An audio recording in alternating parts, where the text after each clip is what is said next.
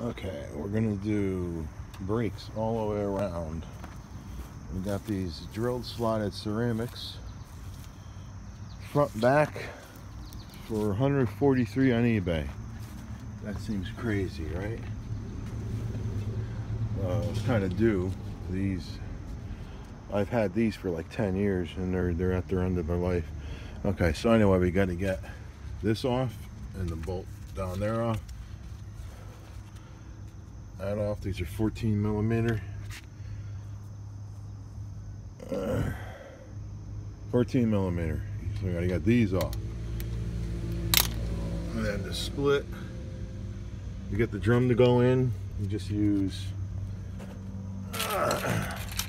a screwdriver. Pry it. To get those. Drums.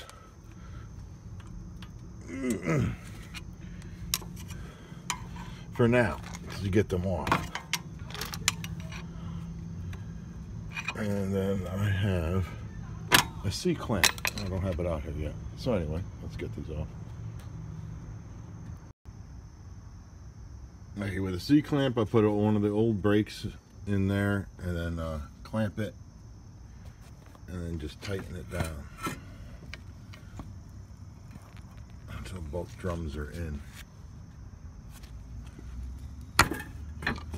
It's going on even because one I put in there, but either way, it'll work its way out. All right, so my inner shoe was completely shot. That's never good. So to get the inner shoe off, you need, all right, to get the inner shoe off, you need an 18 millimeter. And you need to take off this bolt and this bolt to take this off.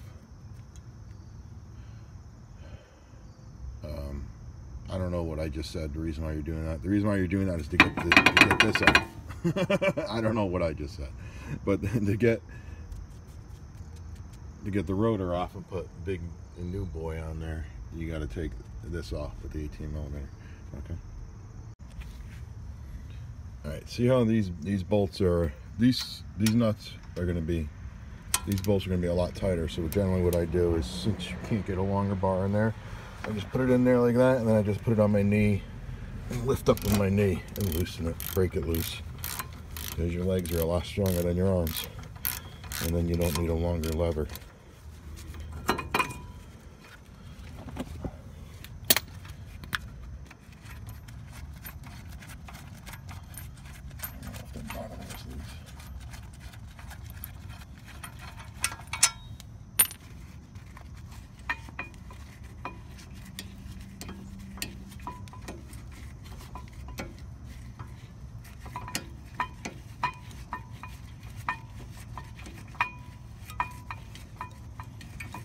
Yeah, I don't like just sitting here screwing with the damn screw.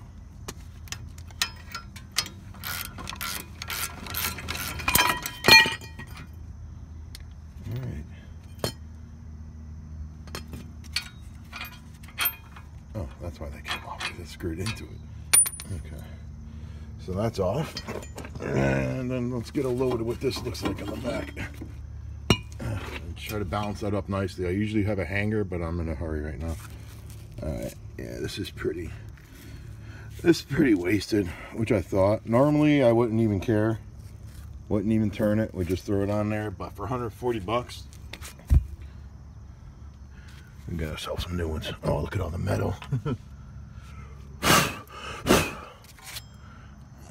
That's all nicely greased and leaking out. This is a new bearing, so this should be good.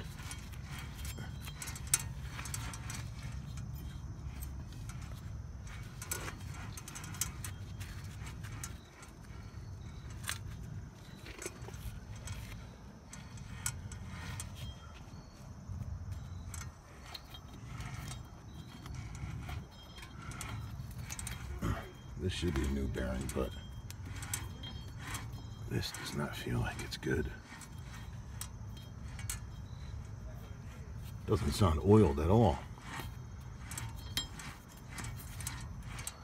Damn.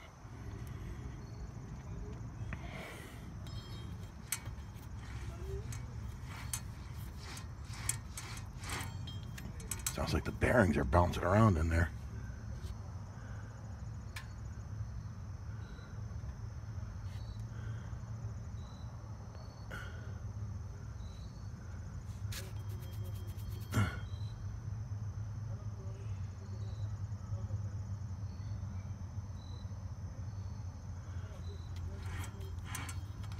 That does not sound good at all. Alright, so I'm going to try to clean that up, or screw it, don't need to. I'll just throw this one on.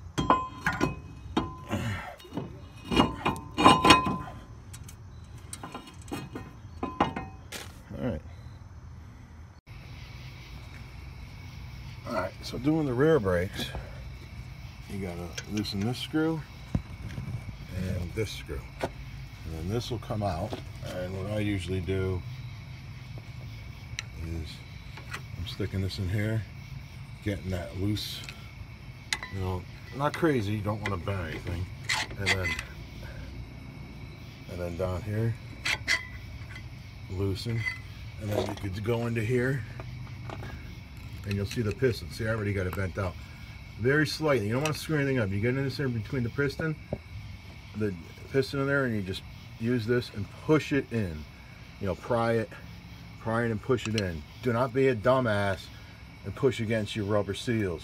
Push against the metal, just enough to get it in. On the backs, you can get that all the way in without needing to use a press. So that's all the way in. Now you just need to get these bolts out. These are kind of tight. These are 10 millimeters. For some reason, I'm too lazy to go in and get the other thing, but if you're going to use 10 millimeter 1/4 with the adapter, you're eventually going to break the tip off the adapter. That's happened the last time I was screwing around, because it can't handle the forces of these bolts. Even though they're small ones, you're just gonna rip the tip off. You're gonna rip the tip off. So just get the 10 millimeter and the 3/8, as I'm still doing it with the 1/4. All right, so that comes off, and then I'm probably gonna hammer this drum off because it was tight before. And we'll wait till we get to the parking brake, emergency brakes. All right, so the other thing to note is if you have shitty brakes or not. See this brake, how this brake is in here? This pad, here's the replacement pad. You know, matches. Oh wait, what's this spring on there? The other one is missing this spring. So make sure when you're getting brakes for this car, you got that spring on there. It's going to push against there and, I guess, hold the brake from rattling or whatever. I didn't put these pads in this car, so I don't know what's up with those.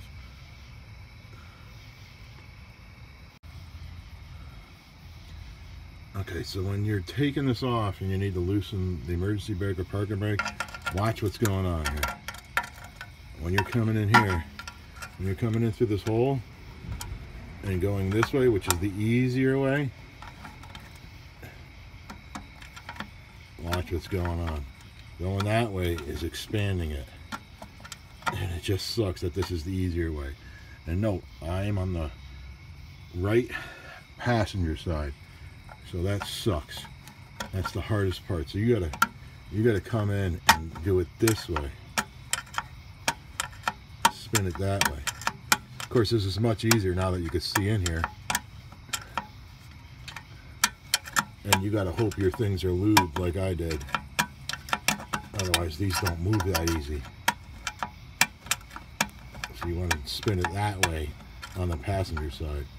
And you're just gonna have to think of what happens when you take this out and put it on the driver's side. So if I'm spinning it this way, when it goes on the driver's side, you figure it out. My brain's too shot. And then you see these ridges, those cuts in the splines are not supposed to be there. That's from idiots installing this spring backwards. Can we see in there? installing that spring backwards, so it's metal part. I can't get in there. Not backwards, upside down. When you install this spring upside down, it hits the teeth of your ABS and cuts into them. Of course, this one's cut in because the last idiot that did it, it obviously ate and broke the spring, and then they went and installed it wrong again. So it's supposed to be upside down, where the length of the longest part of the spring is supposed to point this way towards here, not into your ribs. So if it's touching the ribs, you have it upside down. Flip it over. All right. These idiots, I didn't realize this when they did my axle. Look at this. That's not right. They didn't pick up the slack. There's just all this slack in here. Idiots, idiots, idiots. All right. So now what I'm going to do, I'm going to tighten this to it just so it hits the inside of here. On my newer one. Where's my newer one? Over there. Alright. So when you're putting in the brakes on this side, you have to clip. You have to go on an angle and clip this one in first. So you're going on an angle in and then sliding it in. And then you have to make sure these things are pushed in. What is it? This. You gotta make sure these are pushed in, or they hit there, and you can't push them in. So you gotta push that one in, clip it in, and then you have to go down to the bottom one. Where is it? Where's my finger at? Buddy? This one. You gotta make sure this one is pushed in all the way. Oh, down there. You gotta make sure that's pushed in, or it's gonna hit down there, and this isn't, you're not gonna get the bottom to go in. And then of course your clip thing is right there, your spring thing. And then now you could put in your screws. What is this? Oh yeah, you gotta love the other garages. Nothing else in this.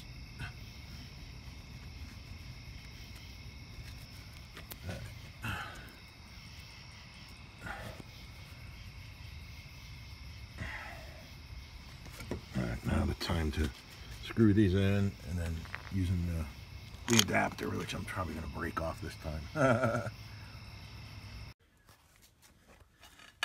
Alright, so there's all the brakes. Nice and shiny. These are zinc coated. Your new shoes.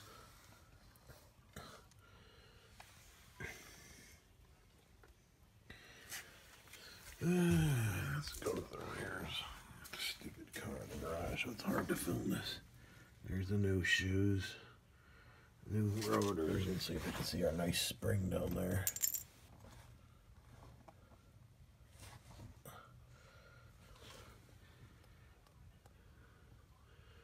Zinc coated, drilled, slotted, 143 bucks. Ceramic pads. Front, back. I mean, that's just crazy.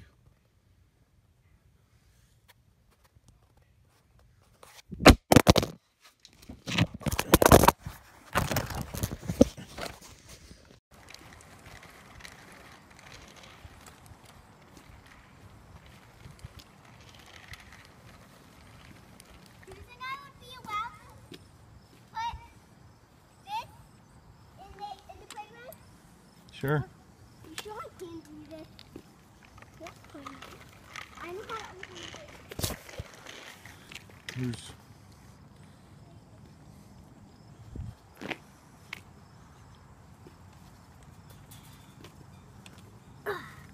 Peel! Oh, do they lock it now? No. You The have to peel protector. up. You have to peel up. Check who peel